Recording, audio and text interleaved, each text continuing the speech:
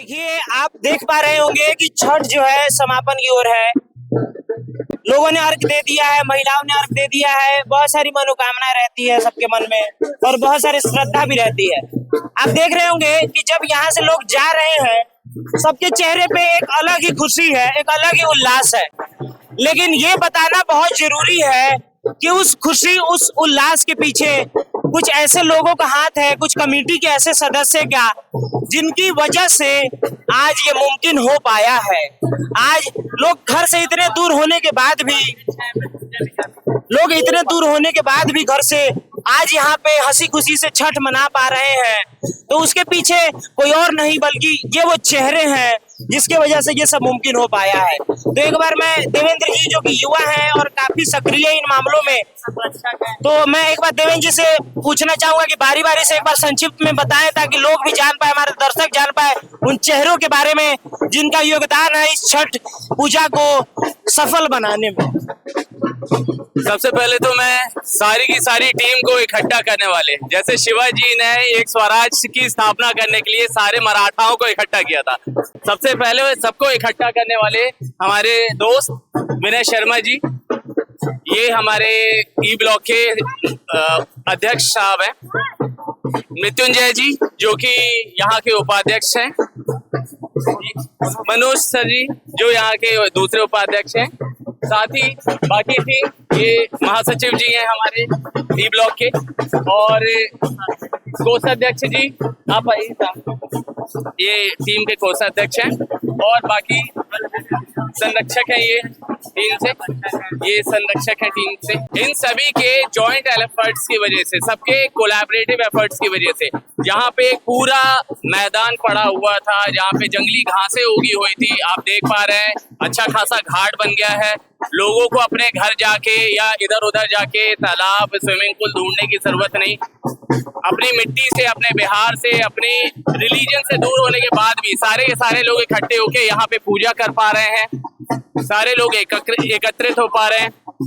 वहाँ आप सामने की तरफ देख सकते हैं जो एक पूरा मैदान पड़ा हुआ था, इन लोगों के ही एफर्ट्स की वजह से एक परमानेंट एक मंदिर बन गया है, जिस वजह से सारे के सारे श्रद्धालु एक साथ इकट्ठा होकर अपनी श्रद्धा, अपनी अर्चना, अपने भगवान को स्मरण कर पाते हैं।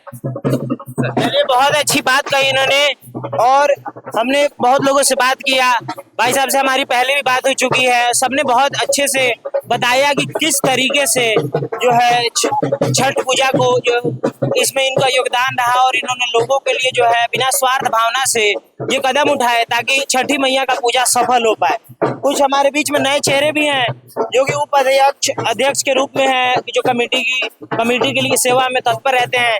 एक बार उनसे भी हम जानने का प्रयास करते हैं। भाई साहब, आपका क्या नाम हुआ? दिनेश ठाकुर।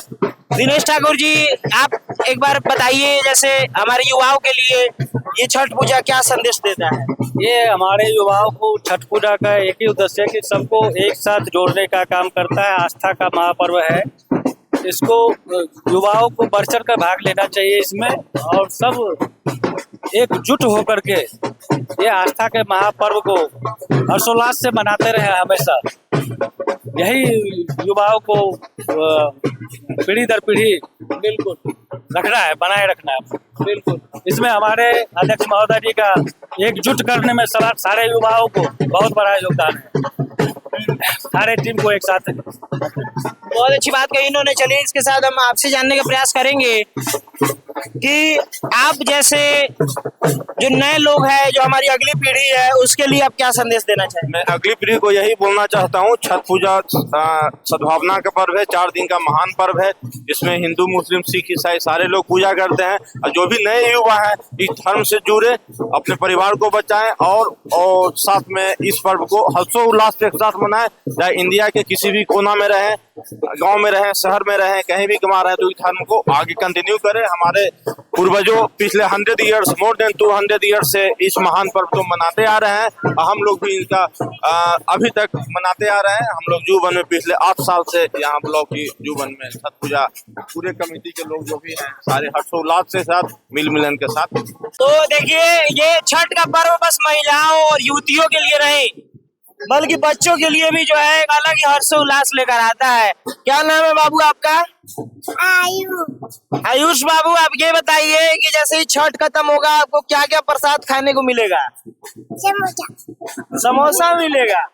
अच्छा आयुष जी, ये बताइए कि जैसे ठेकुआ पेड़ा ये सब भी बनता है छठ के प्रसाद के रूप में, उसमें आपको सबसे अच्छा क्या लगता है? ऑरेंज वाला लड्डू। क्या लगता है? ऑरेंज वाला लड्डू। लड्डू। अच्छा, लड्डू इनको बहुत अच्छा लगता है। रियांश बाबू से तो हमारी बातचीत हो चुकी है। आपका क्या नाम है बाबू? अनुज पाल। अनुज, बताइए आपको सबसे अच्छा प्रसाद क्या लगता है? अभी आप क्या एक्साइटेड है कि जैसे ही छठ पूजा खत्म हो तो आपको प्रसाद खाने को मिले? बूंदी। बूंदी का लड्डू। सिर्फ बूंदी। बूंदी सबसे अच्छा इनको बूंदी लगता है। तो अब हमारे भाई साहब भी हैं। आपका क्या नाम हुआ? नीतीश श्रीवास्तव। नीतीश श्रीवास्तव। नीतीश श्रीवास्तव जी, मैं आपसे जानना चाहूंगा कि देखिए महिलाओं के लिए या युवतियों के लिए तो छठ पर्व एक स्पेशल अहमियत रखता ही है, लेकिन एक युवा उसके जीवन में छठ पर्व का क्या अहमियत है? इससे हमारे मतलब जो भी हमारे समाज का है उसमें मतलब आगे से आगे बढ़ने की संभावना होती है, एक दूसरे से मिलने की संभावना होती है। हम एक दूसरे को आगे बढ़ाते हैं, समाज को आगे बढ़ाते हैं अपने, और सब मिलजुल के एक पर्व को मनाते हैं। हम इसको सब मिलजुल कर मनाते हैं पर्व को। तो नीतीश जी, आप मतलब बिहार से ही हैं? हम उत्तर प्रदेश बलिया से हैं। बलिया से हैं। तो हाँ, पूर्वी उत्तर प्रदेश में भी एक ऐसा हिस्सा है जहाँ पे छठ को उसी तरीके से मनाया जाता है जैसे बिहार में मनाया जाता है। तो आप यहाँ पे कब से हो? यहाँ पे मैं 4 साल से हूँ। 4 साल से? हाँ जी, और 4 साल से लगातार मैं यही मना रहा हूँ। मैं इनसे एक बार जानना चाहूंगा कि जैसा कि हम देख पा रहे हैं यहाँ पे बहुत अच्छे तरीके से इंतजाम किए गए हैं ताकि महिलाएं जो है वो अर्घ दे पाए, अपना छठ अच्छे से मना पाए। तो इसके पीछे किसका हाथ है? किसके प्रयासों की वजह से ये मुमकिन हो पाया है कि लोग अपनी मिट्टी से इतने दूर होने के बाद भी अपनी उस परंपरा को जो है महसूस कर पा रहे हैं? दरअसल यहाँ पे सेक्टर में लोग अपने गांव से, अपने बिहार से दूर होने के बाद भी पूजा कर नहीं पाते थे। लोगों को काफी दूर दूर जाना पड़ता था।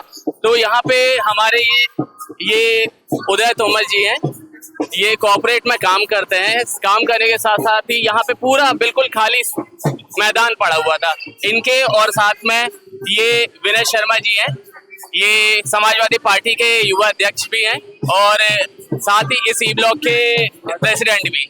इसके अलावा इन्होंने अपना खुद का एक स्टार्टअप भी किया हुआ है अनन्या इलेक्ट्रिक के नाम से। इन सारे कामों में व्यस्त रहने के बाद भी इनके योगदान से, इन सब लोगों के योगदान से यहाँ पे ये खुद से एक इन्होंने अपने किसी भी चंदा या किसी भी प्रकार के एफर्ट्स ना करके अपने सेल्फ एफर्ट से यहाँ पे सारे लोगों को इकट्ठा होकर पूजा कर सके, इस वजह से ये सारा सेटअप तैयार करवाया है। बहुत अच्छी बात है।